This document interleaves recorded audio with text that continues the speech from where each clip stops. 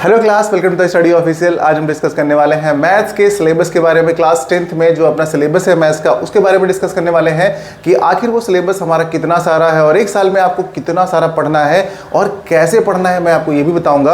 और 100 मार्क्स कैसे लाएं आप, 100 में से 100 मार्क्स किस तरीके से आप ला सकते हैं, वो भी बहुत थोड़ा थोड़ा पढ़ के। तो चलिए इस चीज़ को हम समझते हैं। सबसे पहले मैं डिस्कस करना चाहूँगा कि हमारे पास जो मैथ्स है ना, उसमें आपको टोटल 14 चैप्टर पढ़ने हैं। टोटल 14 चैप्टर पढ़ने हैं और इसमें से काफ़ी चैप्टर्स ऐसे हैं जो आप पहले से ही पढ़ चुके होंगे और आपको आता भी होगा।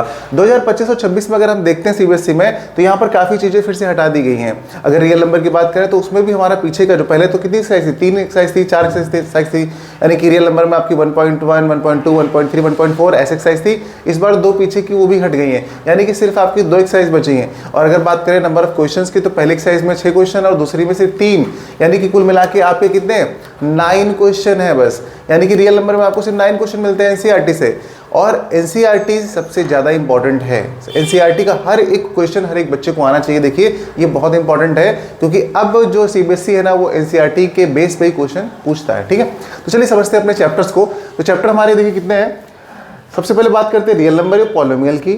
ठीक है, linear pair of equation and two variables की। जो आपके ये 2 चैप्टर है ना, ये आपके नंबर सिस्टम का पार्ट है। ठीक है, ये नंबर सिस्टम का पार्ट है आपका। फिर अलजेब्रा का अपना कौन सा पार्ट है आपका, चैप्टर 3, 4 एंड 5। ये आपका लीनियर इक्वेशंस है, टू वेरिएबल्स में क्वाड्रेटिक इक्वेशंस है, अरिथमेटिक प्रोग्रेशंस है। ये आपका आ जाता है अलजेब्रा में।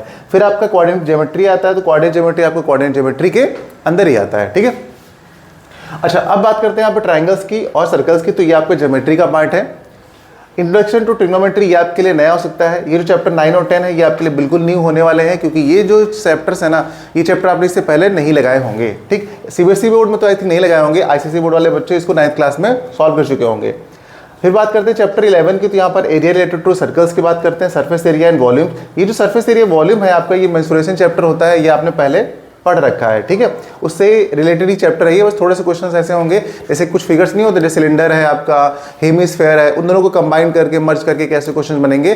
बस यहाँ पर कुछ ऐसा एडवांस लेवल है, बाकी कुछ नहीं है। ठीक, आगे बढ़ते हैं। स्टैटिस्टिक्स आता है और फिर प्रोबेबिलिटी। ये तो आप बचपन से पढ़ते चले आ रहे हैं, क्लास 6 से आपकी बुक में ये आ चुका होता है और तब से आप इसको पढ़ते चले आ रहे हैं। बस हर बार इसमें थोड़ा थोड़ा सा एडिशन होता रहता है, यानी कि इतने चैप्टर्स हैं जो आपको पढ़ने हैं। ये है आपका complete syllabus of class 10th।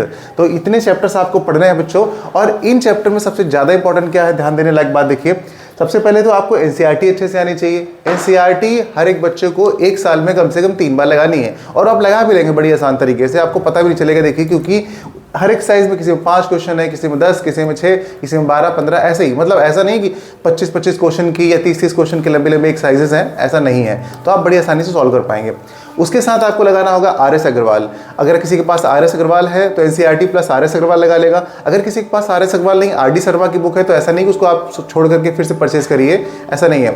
आप आर डी शर्मा लगा लेंगे तो आर एस अग्रवाल की जरूरत नहीं पड़ने वाली है आपको। ठीक है, दोनों में से कोई एक बुक आप लगाइएगा, दोनों बुक मत लगाइएगा, क्योंकि ज़्यादा क्वेश्चन आप लगा लेंगे, बहुत सारे क्वेश्चंस लगा लेंगे। तो देखिए, जो 10th क्लास का अपना सिलेबस है, तो उसके हिसाब से आपको पढ़ना है। अगर आप सिलेबस में रहेंगे तो आपके मार्क्स बहुत अच्छे आएंगे। अगर सिलेबस से ज़्यादा पढ़ने लगेंगे तो आप चीज़ें तो बहुत अच्छी जान जाएंगे, लेकिन फिर आप वो चीज़ें भूल जाएंगे, उन चीज़ से हट जाएंगे जो आपके सिलेबस का पार्ट है। तो ऐसा नहीं करना है, ये चीज़ नहीं करनी है। ठीक है, यानी कि आपको एनसीईआरटी लगानी है। अगर आपके स्कूल में एग्जाम्पलर चल रही है तो आप एग्जाम्पलर भी लगाएंगे, NCERT plus exemplar plus R S Agarwal या फिर आर डी शर्मा, इतना आप लगा लेंगे। तो एक साल में इतना आपको पढ़ना पड़ेगा। उसके बाद देखिए क्या होगा, उसके बाद आपको प्रीवियस ईयर के क्वेश्चन लगाने हैं। इतना करने के बाद आप बिल्कुल रेडी हो जाते हो 100 में से 100 लाने के लिए, ये मेरी गारंटी है। और ऐसा पढ़ के आप हमेशा ही अच्छे नंबर ला सकते हो। ऐसा बच्चे लाए हुए हैं, मैंने ऐसा अप्लाई भी किया बच्चों पे, और बच्चे अच्छे नंबर ला चुके हैं, बहुत अच्छे, 98, 99, 97, 100 में से 100 तो अभी तक मतलब कि बहुत ही कम बच्चे ला पाते, क्योंकि वो अपनी सिली मिस्टेक्स की वजह से गलतियां कर देते हैं। बताइए, जो बच्चे बहुत अच्छा पढ़ने में होते हैं, वो पता चले एलसीएम निकालने में गलती कर दिया, अब इसके लिए कौन जिम्मेदार होगा। अब आप सोचिए, अब एलसीएम निकालना, आप स्कूल में जाके गलती करके चले आए, सर कैलकुलेशन मिस्टेक हो गई, तो इसके लिए तो रिस्पॉन्सिबल, समझ रहे हैं ना। तो अच्छा, ये तो रहा आपका सिलेबस और मैंने बताया आपको कितना पढ़ना है। ठीक, अब बात करते हैं कि हम क्या करेंगे। हम और आप जो है मिलकर के क्या करेंगे। तो हम जो करने वाले हैं बच्चों, हम लोग सबसे पहले क्या करेंगे, हर एक चैप्टर का एक इंट्रोडक्शन देंगे आपको। बहुत सारे बच्चे ऐसे होते हैं जिनको बेसिक नहीं पता होता। देखिए, सबको लेकर चलेंगे।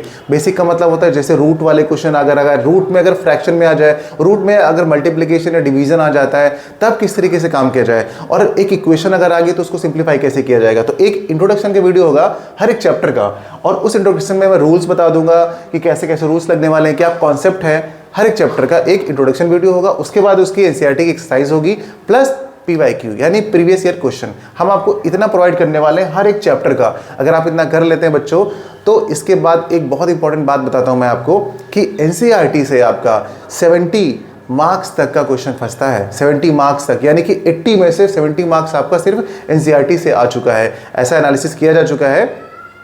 कभी 65 से नीचे तो आता ही नहीं है, हमेशा 65 के ऊपर ही मार्क्स आते हैं सिर्फ एनसीईआरटी की पतली सी बुक से। तो आपको ये चीज़ ध्यान में रखनी है कि एनसीईआरटी को सबसे पहली प्रायोरिटी देनी है, ठीक है, सबसे टॉप पे रखना है एनसीईआरटी। ओके बच्चों, तो इस सेशन में हमने सिर्फ इंट्रोडक्शन दिया है। मिलते हैं अगली क्लास में अपने पहले चैप्टर रियल नंबर के साथ, रियल नंबर के इंट्रोडक्शन के साथ। जब तक कि आप सिर्फ एक चैप्टर देख लीजिएगा, इस सारे चैप्टर्स जो हैं, और आप बुक वगैरह कलेक्ट कर लीजिएगा। मिलते हैं अगली क्लास में रियल नंबर के साथ। बाय बाय बच्चों।